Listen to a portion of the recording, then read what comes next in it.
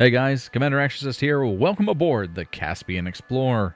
The Caspian is the final of 4 ships being added to Elite Dangerous this year, and members of the Elite Partner Program were given early access to the ship last Wednesday.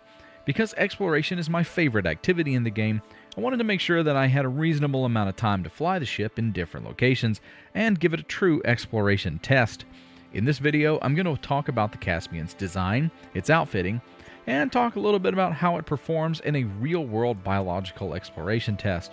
Along with the Caspian, I was pleasantly surprised to see that some of the changes promised for on-foot combat arrived in the test build, so I'll also be going over those changes and showing how the new balances work. But before we get started, if you enjoy the content I create on this channel, then be sure to like the video, subscribe to the channel, and make sure notifications are turned on so that you don't miss any of my Elite Dangerous content. You'll find links to Discord, Patreon, merch, and more in the description below. The Caspian Explorer is the second exploration-focused ship to come off the line from Zorgon Peterson in the last 2 years, with the last one being the immensely popular Mandalay. In contrast to that ship, the Caspian is a large-sized exploration cruiser with a unique saucer-shaped design reminiscent of Star Trek. I have no doubt that you can expect to see countless USS Defiance, Voyagers, and maybe even a few Enterprises roaming the galaxy in the coming weeks. But while we won't be fighting the Borg or staring down the phaser banks of a Romulan warbird, we will be using it to carve new pathways of exploration and discovery across the Elite Dangerous galaxy. So let's take a look at its basic setup. For this review, I flew the Galactic version, which includes a new holographic skin similar to the Type 11 Prospector. Off the shelf, the Caspian gets a respectable 39 light-years of jump range unladen. However, it comes stocked full of optional modules like cargo containers and just about every type of repair module that you can think of. I understand that this is somewhat of a 30,000-foot view of exploration, and there's really nothing wrong with taking repair options with you into deep space, but it's really not necessary to carry 3 field maintenance units. You can carry them all and will only sacrifice a few light years, but it can come with some power balance issues if you follow through with some of the other module replacements I'm going to go over. I've been exploring in this game for 8 years now, and none of my exploration ships carry repair limpets, and none of them have ever required a rebuy. When you treat deep space isolation with the respect it deserves, you can live without excessive utilities installed on your ship. So I decided to set up this version of the Caspian to mirror what I currently carry on the Nightwish. I removed all optional modules except the size 7 fuel scoop, the shield generator, the Guardian FSD booster, SRV hangar, detailed surface scanner, and the advanced docking computer. Then I derated as many components as I reasonably could. However, I made sure that any special modules like the armor, thrusters, and Supercruise FSD remained installed at their original sizes. After a visit to Felicity Farseer and a grade 5 boost to the new SCO, the ship's range was up to about 62 light years. When combined with engineering for other modules available at Farseer, specifically focusing on reducing their weight, I was able to get my Caspian to a respectable 75 light-year jump range. One unique feature of the Caspian is its boost from fuel scooping neutron and white dwarf stars. When scooping, the ship can get an additional jump range of about roughly 6 times for neutron stars and 4 times for white dwarf stars, which is amazing. FSD technology has come so far in the last few years that quote-unquote smaller ships are approaching the jump range of fleet carriers.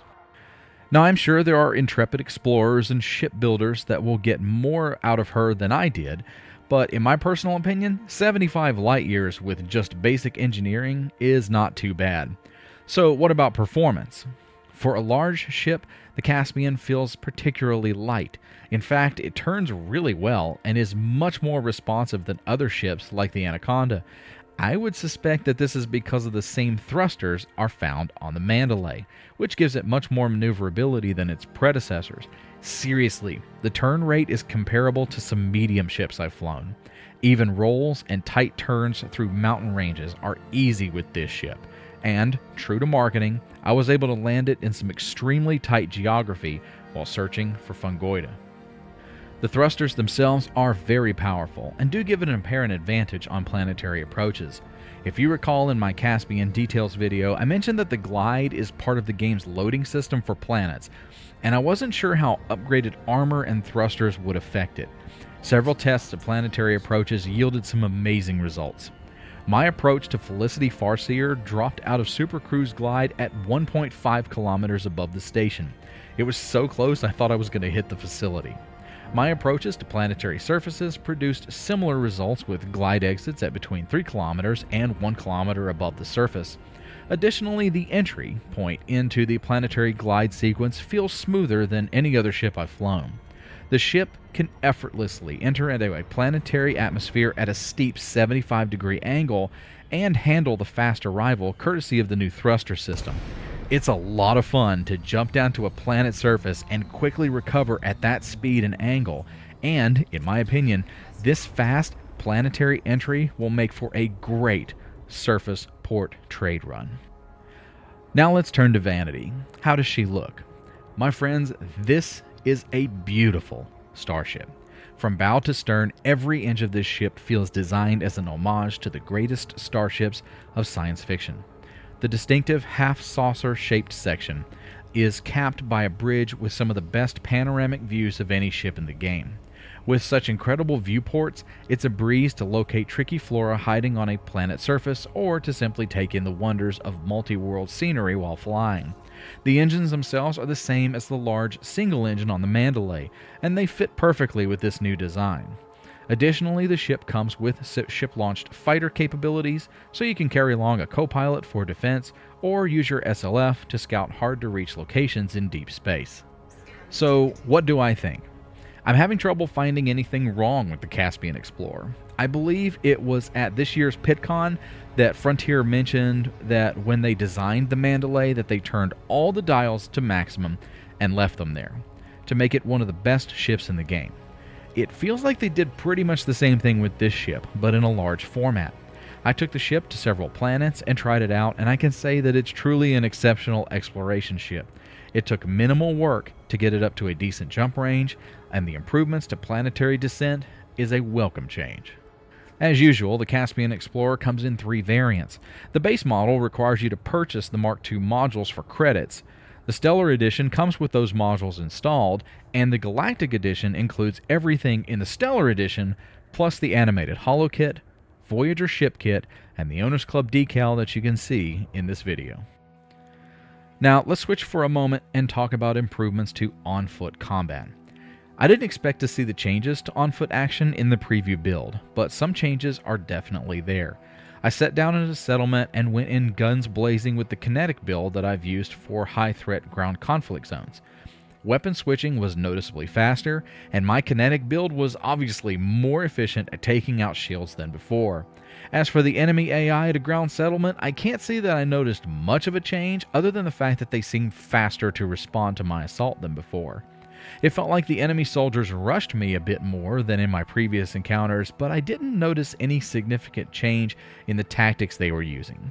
They still hide behind crates and barriers or take shelter in doorways to recharge their shields, but otherwise they just run around and shoot in wide open areas like usual. One minor change that I did note that could indicate some upgrades is that they did seem to stand still less than before. I wanted to test out the weapons upgrades in a conflict zone, but the build that Frontier provided me had some kind of problem, and there were no active ground CZs anywhere in the galaxy. In fact, I visited some stations that I know have active CZs, and they were completely absent, as in the stations were missing from the game. So I plan to engage in an on-foot CZ after the update goes live tomorrow, and I will post a follow-up video showcasing a fight in the refined zones. Overall, I'm happy with this incoming update. In fact, it's the most fun I've had with a preview build since they started handing them out to the partner team. Frontier is finally showing Odyssey the love and attention it has so desperately needed, and I think the fact that we just entered into a major conflict over HIP 87621 is a harbinger of continued improvements and features coming to Odyssey in the future. As for the Caspian, I'd say that it's well worth an early access purchase. Although you can do well with the Stellar or the Standard version, but if you want the holo kit, then knock yourself out with the Galactic Edition. Well, that's going to be it for this one. I'll be back tomorrow with Taco Tuesday to talk about the war that has broken out between the superpowers vying for control of HIP 87621. Until then, I'm Commander Exorcist. Take care, fly safe, and I'll see you out there.